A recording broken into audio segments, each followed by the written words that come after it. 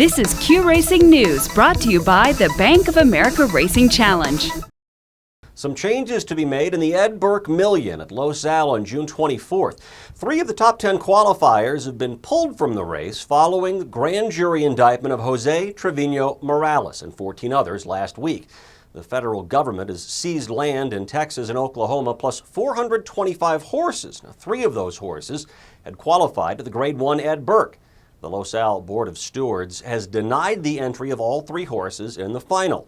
Freedom Choice advances to the final as the 11th fastest qualifier, while Trace Especial advances as the 12th fastest. Rev Me Up tied for 13th fastest and was the winner of a shake to determine the final spot. Also, changes being made to the Grade 1 Rainbow Futurity, in this case, the date. It was originally scheduled to run the same day as the Rainbow Derby, Saturday, July 21st. Ruidoso Downs has asked the New Mexico Racing Commission for permission to move it back a day to Sunday the 22nd. Trials for the Futurity and Derby are on July 3rd and 4th, respectively. Ruidoso Downs, by the way, offering free turf club admission to those who helped fight the recent Little Bear fire near Ruidoso. The offer is effective this week, that's through June 25th. To make reservations or to find out who qualifies for the offer, call the number on your screen. The free turf club admission is co-sponsored by Ruidoso Downs, Billy the Kid Casino, and Ruidoso Downs Racetrack Chaplaincy. Despite the fire's handle is up 11% so far at Ruidoso Downs. That's a 6% increase in on-track wagering and a 34% rise in out-of-state wagering. In-state handle is flat compared to this time last year. Fortunately, the fires had no impact on track operations. No horses have been evacuated, and Highway 70 has remained open. Remington Park is named Cold Cash 123 its 2012 Horse of the Meet.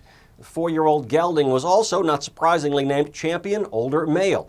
He started twice at Remington this season and won both, the Grade 1 Leo Stakes and the Grade 1 Remington Park Championship.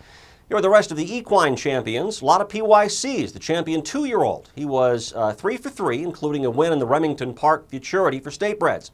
Champion 3-year-old, a toss-up, is another Oklahoma bred who won the East Tex Handicap, Remington Park Derby, and Sooner State Stakes. This feature Especial has 2 wins in 2 starts, including the Grade 2 Juno's Request Stakes. DePassam Okie won 2 titles, Champion Distance Horse and Champion Oklahoma bred. He was 4 for 4, including 3 graded stakes. And finally, I Got It Going On was named Champion Claimer. To the human beings, G.R. Carter Jr. is once again Remington's champion jockey. 77 wins was more than enough to earn his 15th such title. Eddie Willis is this year's Jack Brooks champion trainer with 42 wins and horses that earn more than $1.3 million. Leading owner Carl Peavyhouse finished 1st in wins and 3rd in total earnings. The New Orleans Times-Picayune says 10 horses racing at Louisiana tracks have tested positive for dermorphin. That's a painkiller found naturally in some species of frogs, and when it's synthesized, it supposedly is 30 to 40 times more powerful than morphine.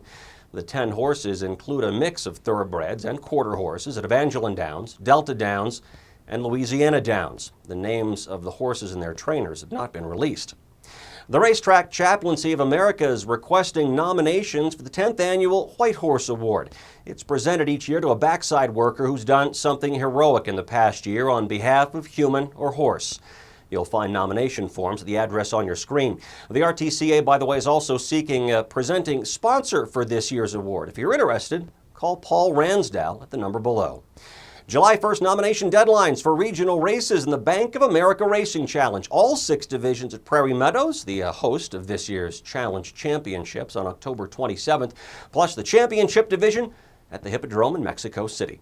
That's this week's Q Racing News. I'm Matt Darby in Amarillo. See you next week. This is Q Racing News, brought to you by the Bank of America Racing Challenge.